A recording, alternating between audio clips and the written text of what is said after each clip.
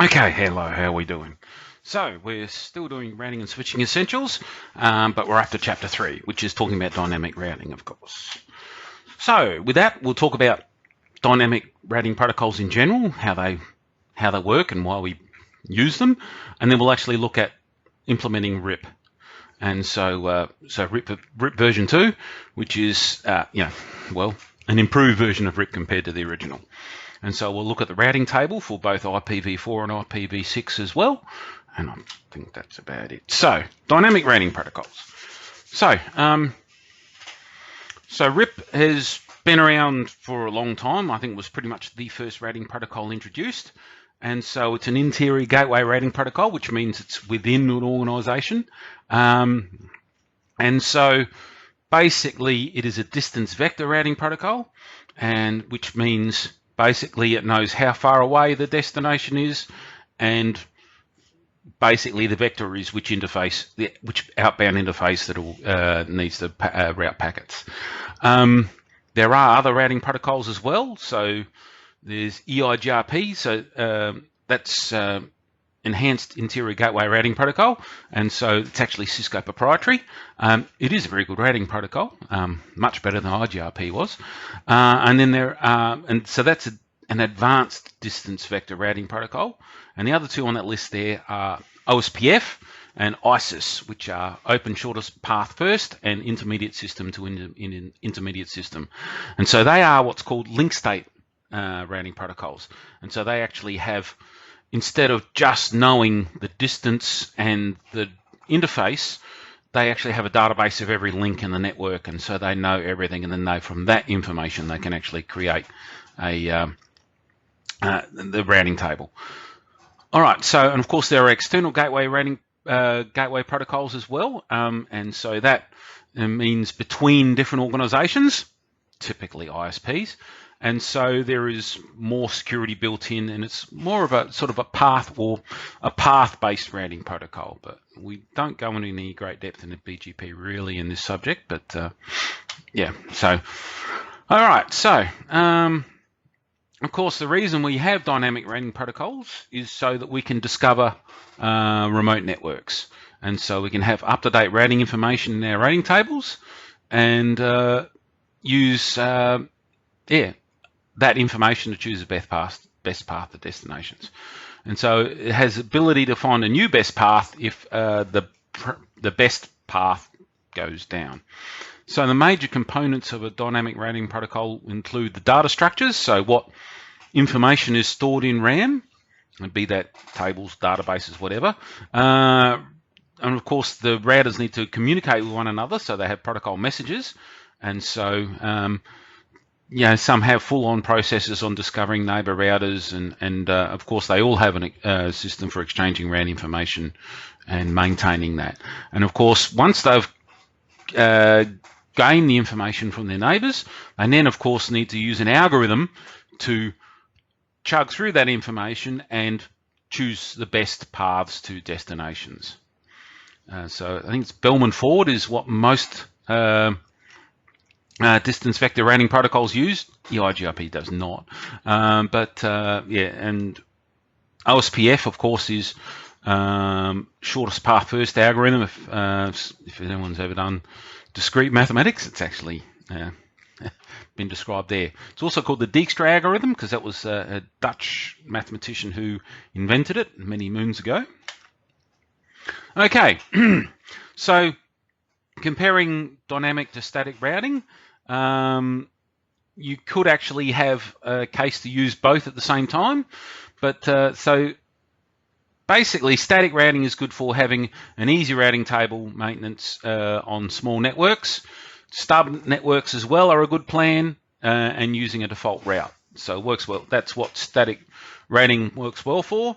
But as soon as you start getting larger topologies, that's where static routing really falls in a heap, because the number of routes you need to enter grow exponentially as you add networks, and so the configuration may not necessarily be complex. It's just a very large administrative overhead that you need to worry, and of course the human has to do it. And And so, of course, the advantages, of course, is with static routing, of course, is easy on a small network. It's secure because no network information goes over the network. It's predictable, but of course, yeah, and it also uses less resources on the router and also the network. Now, dynamic routing is best choice for large networks, and so it helps the network administrator manage the network, and so it can provide redundant paths, and it can automatically implement the alternate path when a link goes down.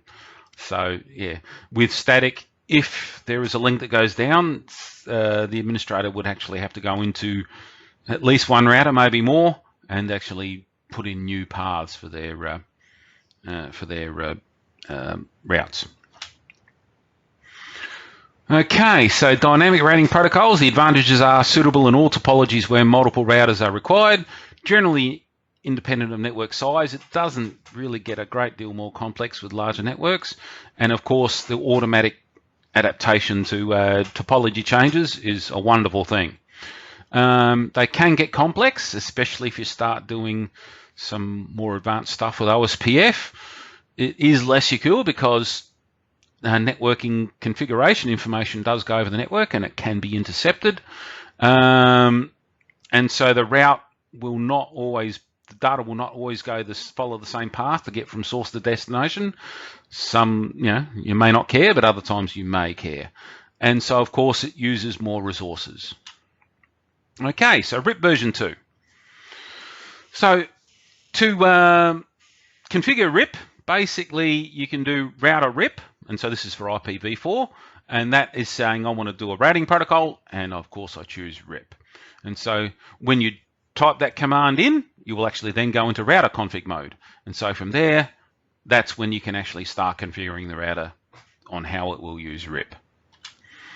Now, the basics that we all need to do for RIP is you type in router RIP, that gets into that mode, and then we're looking at router 1 here. We need to tell it which directly connected networks will participate in RIP. And so this router has 2 networks that are directly connected, so you need to put in 2 network commands, and that will have it play RIP on both of those networks. And then of course router 2, you would actually need to put in 3 network commands of those 3 directly connected networks, and router 3 again is just the 2, sorry.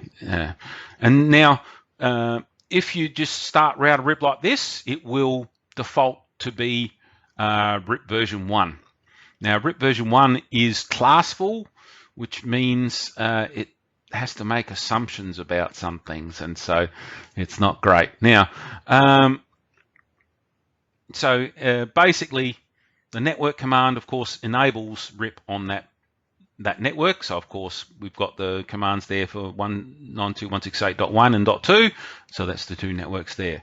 And so once you put that in, the router will actually advertise routes out both of those interfaces, and away it'll roll. Now RIP does it every 30 seconds. Once you've done that, you can actually do show IP protocols, and so what IP protocols shows you is IP routing protocols.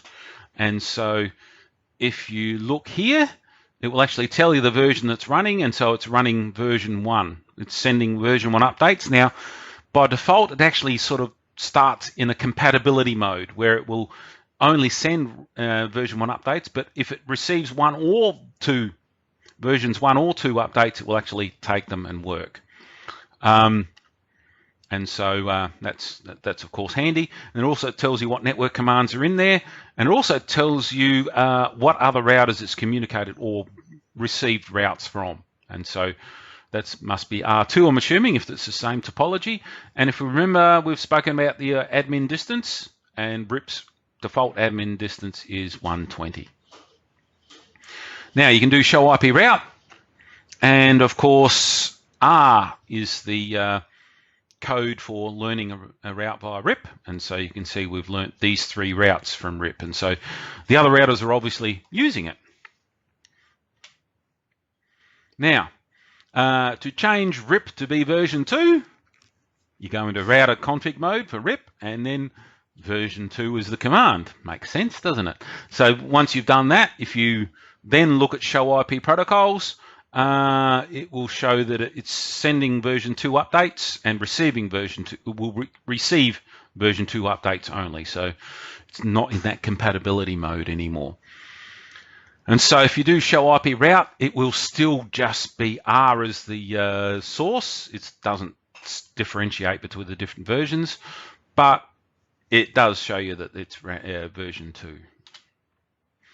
Now, auto summarization. So basically, RIP has in the past done auto summarization. I think it depends on which version of the operating system you're using, whether it does it or not. And so basically what auto summarization does is if you subnet networks and then you have a boundary between a subnet network and another network, it will just send a summary route, and hence auto summary. And so that might work nicely for you, but if you have some other subnets, so maybe if you've got some subnets here and you've got some other subnets from that same addressing range, that auto summary will actually not help you if you've got discontiguous networks.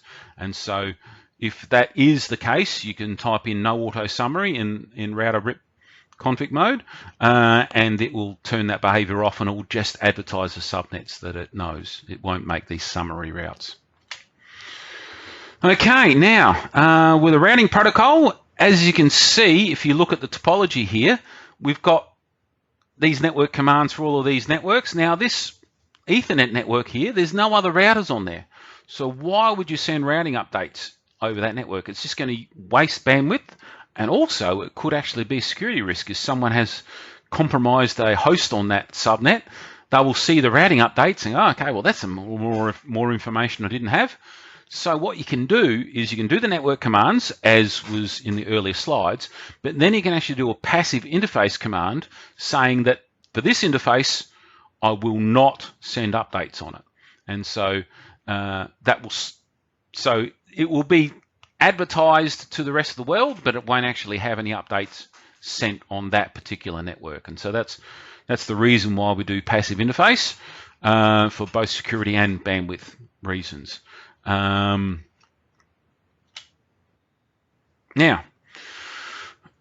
we looked at default routes in the last chapter, chapter 2, and so I think I might have actually mentioned in the video that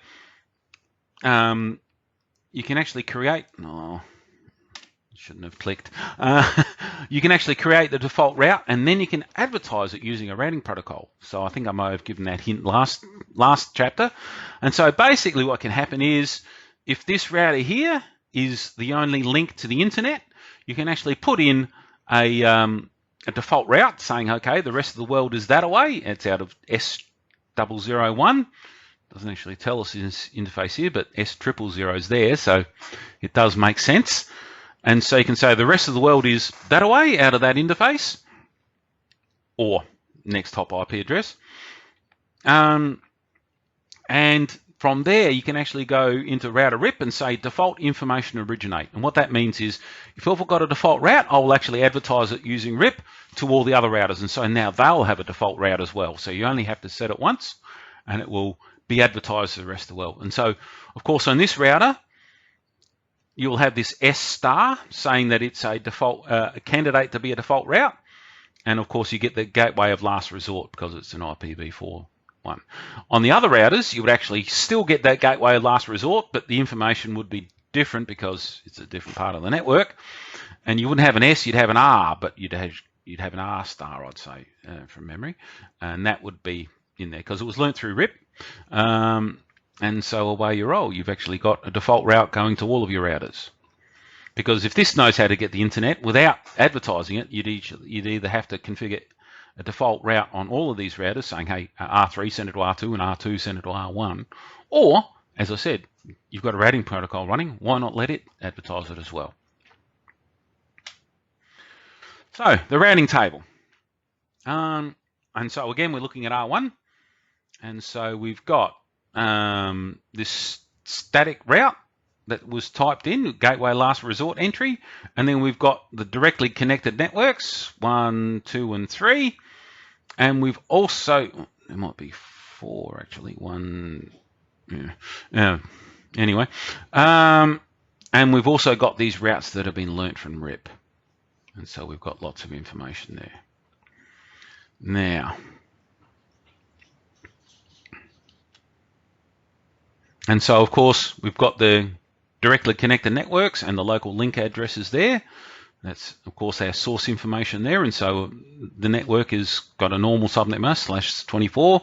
The link has that host mask of /32, directly connected, and the interface that it's on. So that's all good information. Of course, as I said, the source code for RIP is R, OSPF is O, EIGRP is D, and S, of course, is for static. Now, remote network entries. I think we did look at some EIGRP ones last time. And so, of course, we have a source of R, so for RIP, the destination network and its mask. And then we have the administrative distance, which is 120 for RIP.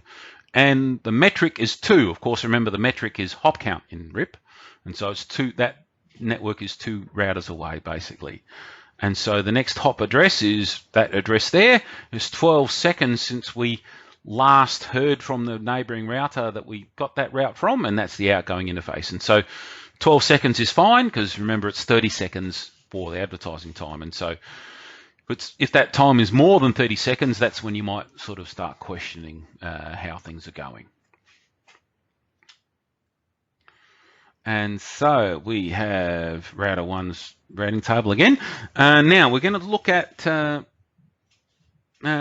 how the routing table is organized. And so if you look at the routing table, some of them just look a little different to others. So you'll see that these are lines here. There are lines here that actually don't have source information.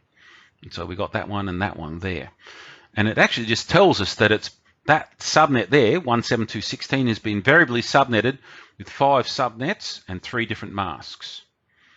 And so within that, if you look at all the 172.16s, that there's 1, then 1.1, and there's 2 and 3 and 4.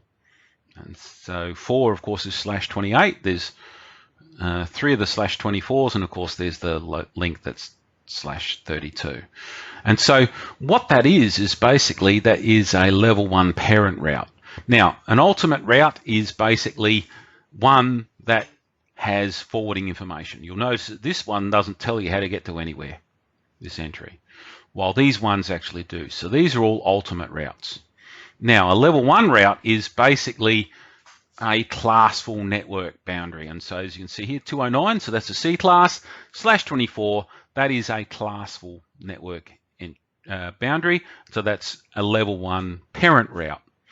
You can also have level 1 routes, and so this is actually one here. So it's a level 1 as you can get. It's the default route, but it's got forwarding information. So that's a level 1 route. This is a parent route because these other ones are sort of lower level entries or level 2 child routes, as that name suggests. Now, basically, the whole reason why they do this is routing tables can be very big, especially on a BGP router that's maybe got the entire internet's routing table in it. And so what they do is they use the classful networks as index entries. And so those level 1 parent routes are actually what will be searched first. And so if you're looking for a destination network number, you'll actually look at the level 1 routes, and then if it's a route, great, we'll just forward it that way. If it's a parent route, then you actually look at the child routes that belong to that level 1 parent. And so that's basically how they've got an indexing system for it to work. And so an ultimate route is a routing table entry that contains either next hop or IPv address or an exit interface. Directly connected, dynamically learned, and local routes are ultimate routes. And so in other words, what ultimate means is we've got the information we need, we don't have to look any further. So that's ultimate, we've finished our search, basically. That's what it means. So a level 1 route is basically one of those classful networks. And so from there, as I said, you've got forwarding information for that level 1 route. So it can be a network route or a supernet route. So of course that's what your default route is. It's the supernet of all supernets. You can also sort of group multiple, let's just say, C-class addresses together with one route if you feel the need, and that would be a supernet route or a summary address. So a level 1 parent route is, as I said, one of these ones that's a level 1 address, but it doesn't have any forwarding information, and so those ones below it are those child routes, and they're the ones that will be used. And so this is one that is not an ultimate route. And so basically, as I said, that's just an indexing to try and speed up searches. And so a level 2 child route is one of those subnets within it. Now, all level 2 child routes are ultimate routes because it wouldn't be in the routing table if it didn't have forwarding information. Now, so basically, as I said, if with the router lookup process, of course, again, we're talking about a destination IP address. And so if the best match is a level 1 ultimate route, then this router is used to forward the packet. If the best match is a level 1 parent route, then the router then examines for child routes. If there is a match with a level 2 child route, it will use that. If there is no match for a level 2 child route, the router searches level 1 supernet or default routes if there is a match with those, and it will use them. Again, as I've said before, if the router cannot find a match for a packet, it will be dropped. And so I think I might have given a bit of hint of this the last chapter as well. So the best match is the longest match. And so the best match is the route with the routing table that has the most number of far left matching bits of the address. And so basically we're talking about the subnet mask. And so of course, when you look at, did the previous one have a routing table? No. If you look at a default route, you know, it's quad 0/0. And so guess what? 0 bits need to match, which is the worst possible match. It's a match, but it's the worst possible match. And so basically from there, it will look for a better route. And so the longest match is the best match, as I said. So if you had this destination packet, it would match a route 1. It would also match route 2, but it also matches route 3. As you can see, the mask is getting, well, that would be that's the packet. 12-bit match, 18-bit match, 26-bit match. That is the best match.